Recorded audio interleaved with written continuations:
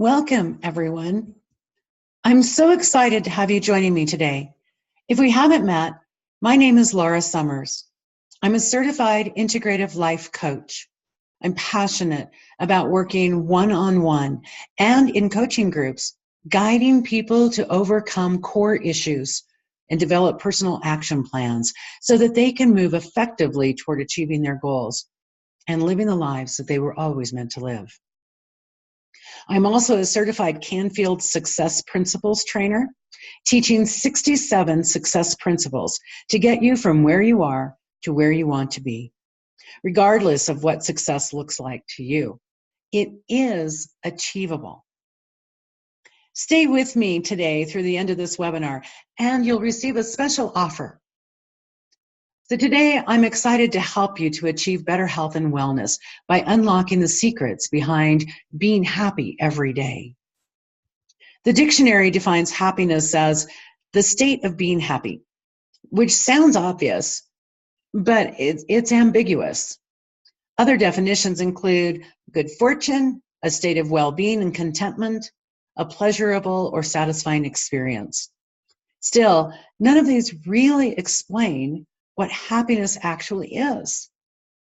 The field of psychology describes happiness as the experience of frequent positive emotions, those such as joy, interest, and pride, and infrequent negative emotions, such as sadness, anxiety, and anger. So now we're getting a little closer. To get a little more specific, I'll go with the following definition. Happiness is the appreciation of life, moments of pleasure, but overall, it has to do with the positive experience of emotions. So let's dig a little deeper.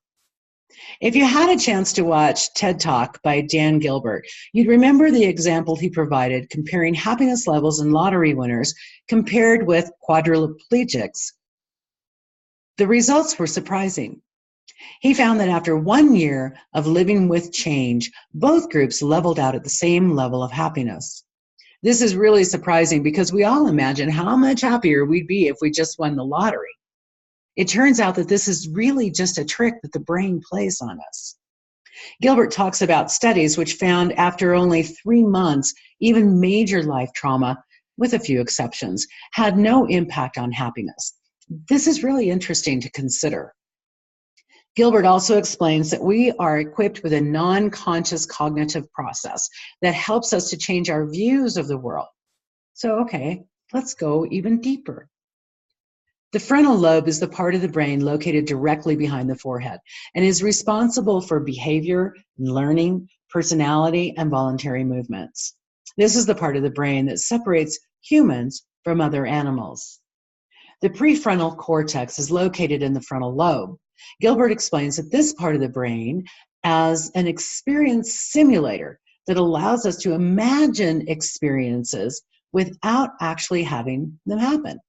So, no other animal has this ability. According to Gilbert, the brain generates 2 types of happiness, natural and synthetic. He defines natural happiness as the result of getting something we wanted, and synthetic happiness as what we make when we don't get what we wanted.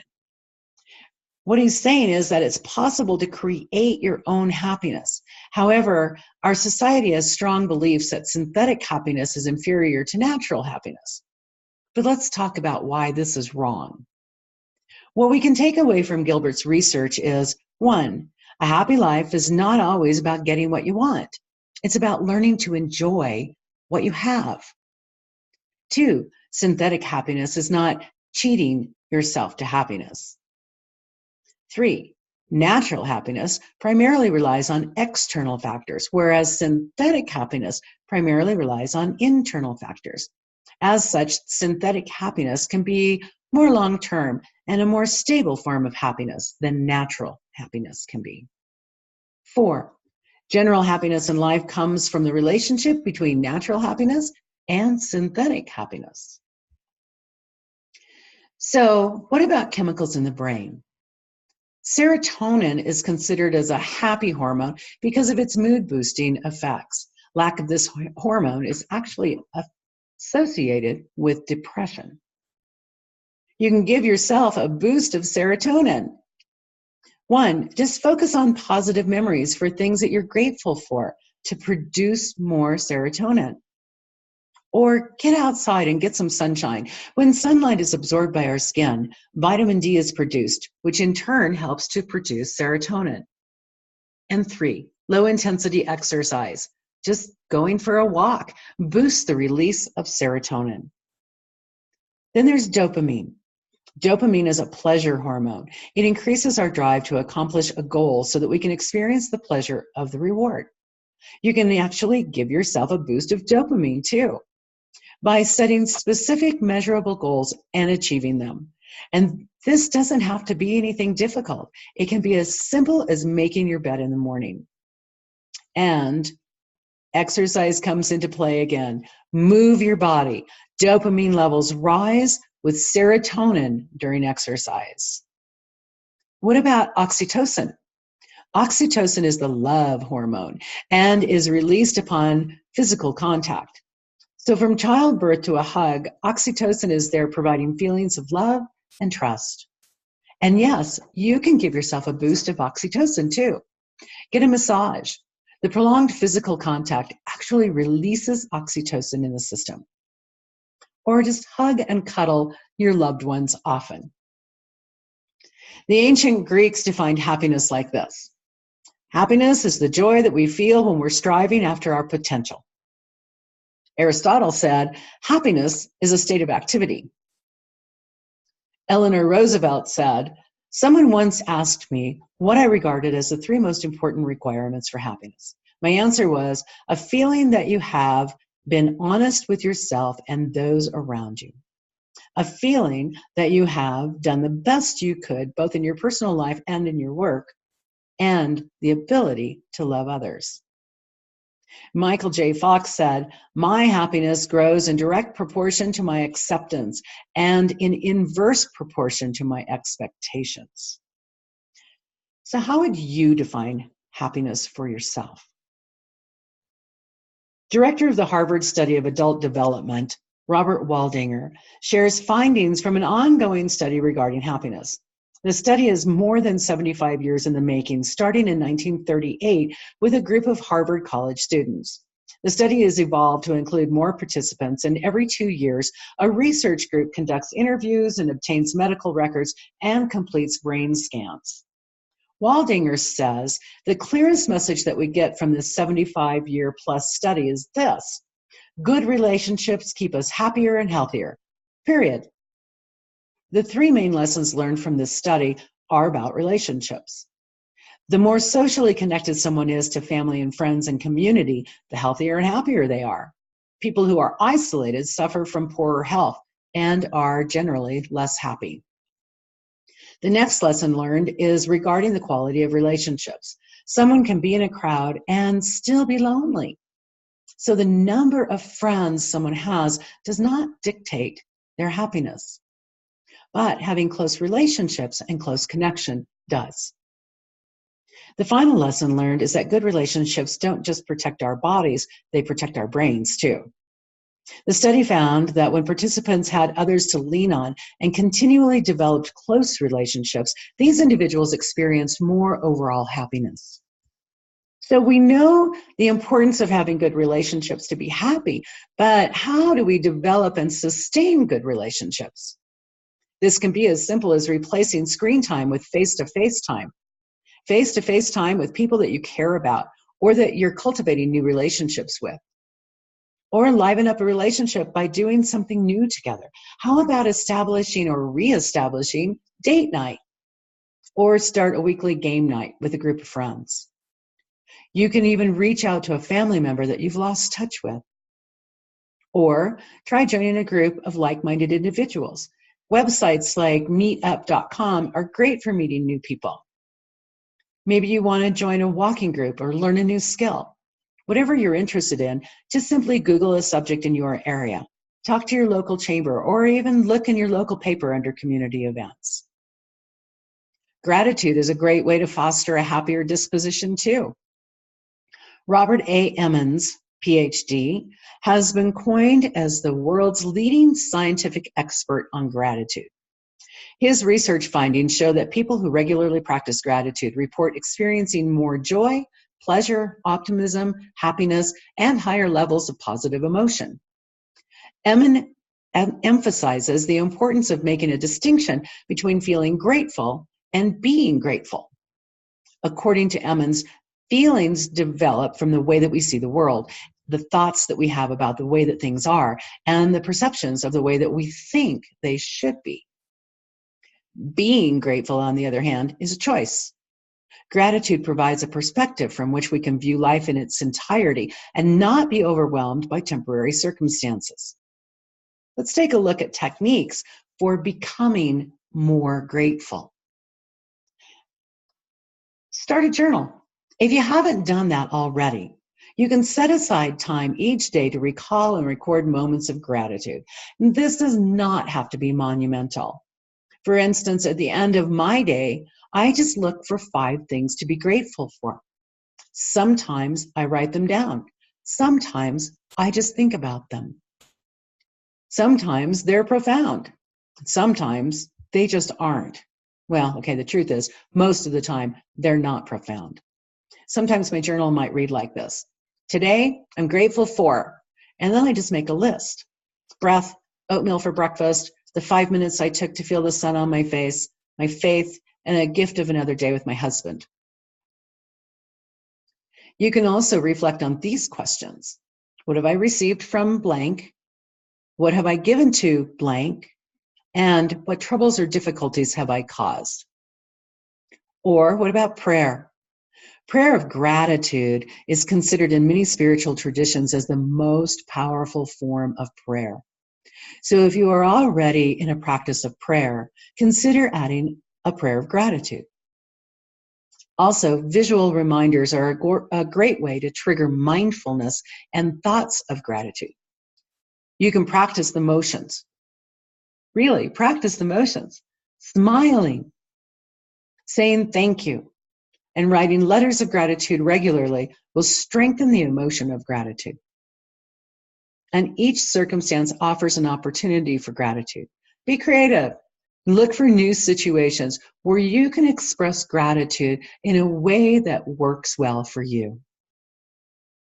Mindfulness is defined as a mental state achieved by focusing one's awareness on the present moment, while calmly acknowledging and accepting one's feelings, thoughts, and bodily sensations, used as a therapeutic technique. Ultimately, mindfulness is the focus on the here and now. It is being in the present. Achieving mindfulness is not easy, and it does take practice.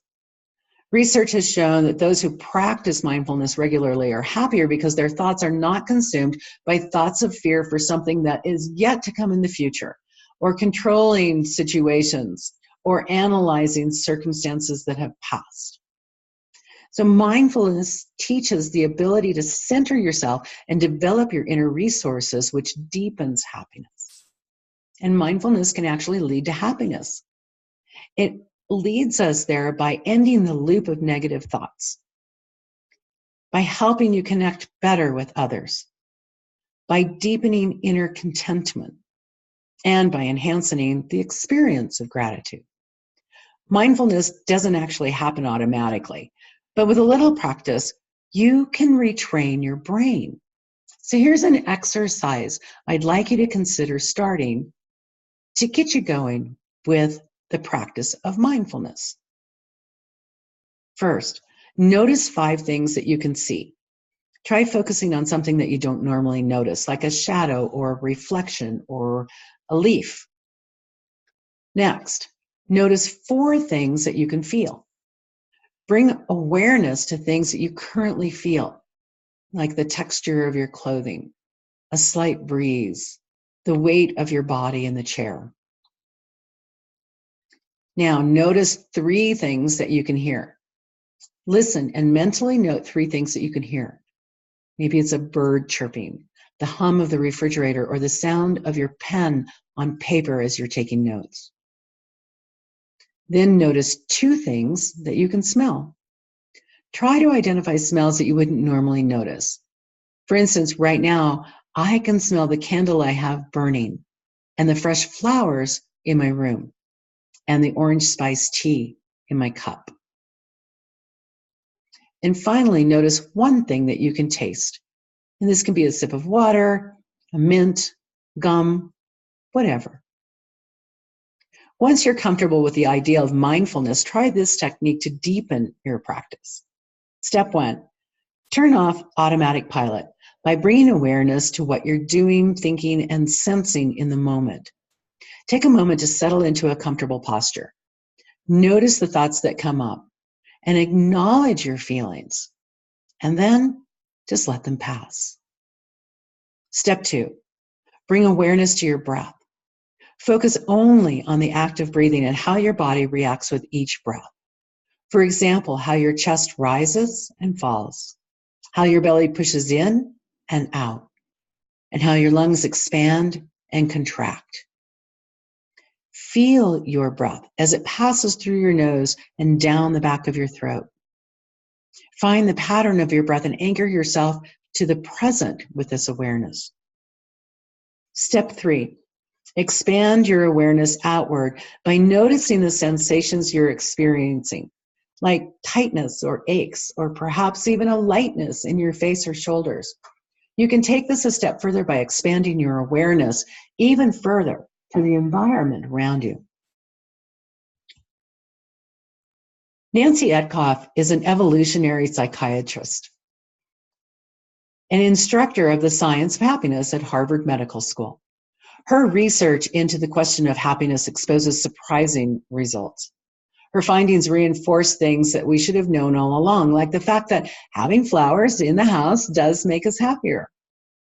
In her TED Talk, Etkoff says, we are wired to pursue happiness, not only to enjoy it, but to want more and more of it. One of the key points in the science of happiness is that happiness and unhappiness are not endpoints of a single continuum. In a study of recovering hospital patients, 2 groups were examined. One group faced a brick wall, while another looked out on trees and nature. The group who looked out on the brick wall were in the hospital for much longer. They needed more medication and had more medical complications. According to Etkoff, happiness is contagious, and our happiness will have a direct effect on our friends. But more than that, it'll also have a direct effect on our friends' friends. Research is growing on the connection that nature makes us healthier and happier people too. A 30-day study was conducted that involved people doing something wild every day for 30 consecutive days. Participants were asked to complete a survey at the beginning and the end of the study about their perceived connection to nature, how they interacted with nature, and how they felt about their health and happiness. The study showed that there was a significantly scientific increase in people's health, in their happiness and connection to nature, just by being encouraged to spend time in it. Amazingly, the participants' newfound happiness was even sustained for months following the challenge. One theory accounting for this nature-happiness link is the biophilia hypothesis, which suggests that we love nature simply because we evolved in it. Nature teaches us that there is nothing wrong with us. In fact, studies show that people's body image improves by focusing on nature. The diversity found in nature reinforces the beauty in being different. Time slows down. Urgency and deadlines melt away. Ecosystems embody harmony and balance. Quietly witnessing this balance and harmony actually renews our appreciation. Nature calls you back to reality, allowing you to surrender comfort, control, and reinforces acceptance. As we remove the chaotic noises of society and replace them with sounds of nature, we become calmer. Being in nature provides a sense of awe. We realize there are things at play much larger than us. So, what about nature makes you happy? Studies show lottery winners do not become significantly happier than they were before. Extremely rich people, they're not significantly happier than others are either. Research has found that possessing wealth and material goods does not lead to happiness. Giving them away is what actually does. Studies of people who practice volunteering have shown that they have better mental health and increased longevity. Another study has shown donating money or spending money on experiences rather than material goods is positively correlated with happiness. By being more generous and altruistic, happiness increases with the amount of money you give to people in need, or by volunteering, or spending more time helping other people. So, are you looking for ideas? Here's a list of different ways to give back without spending any money. You can volunteer for a cause that you care about, cook for those in need, give blood, become a mentor, assist seniors in need, lift a soldier's spirits, help build a house, foster an animal, share your skills, help a child learn to read, pick up trash in your community, and much, much more. And here are some proven techniques to cultivate more happiness. Savor the moment. Just take control of your time. Act happy. Studies show us that even if we're not in a happy mood, if we smile or we look at ourselves in the mirror and smile, it can actually increase the happiness level. Exercise, and remember to make time for sleep. Give time and attention to close relationships. Be mindful. Express gratitude, and don't forget, give more. The key to happiness is knowing you have the power to choose what to accept and what to let go. Before we part, I just want you to take a moment to reflect on how this quote makes you feel. I know for me, it makes me feel empowered and truly excited knowing that I actually have the ability to choose happiness and to choose the level of happiness that I can sustain. So I want to thank you for sharing this day with me, this experience with me. I love sharing this topic with people, and I wish you all the best in your endeavors to living happier lives. If you have any questions or comments about anything I've shared or that you've learned today, please don't hesitate to email me at laura@lauraesummers.com. I'd love to hear from you. And I want you to know I am always here to support you. So we've reached the end of this webinar. And as I promised in the beginning, if you stayed with me until the end, I have an offer for you. So if you are motivated and excited to learn more about coaching and how it can get you from where you are to where you want to be, please sign up for a free discovery session by scheduling with me through my website at www.lauraesummers.com.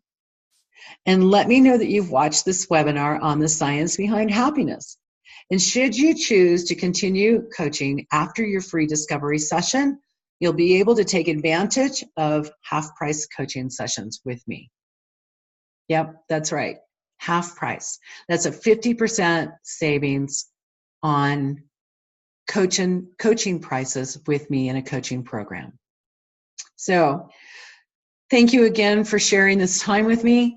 I look forward to talking with you soon. And remember, you have the power to choose happiness.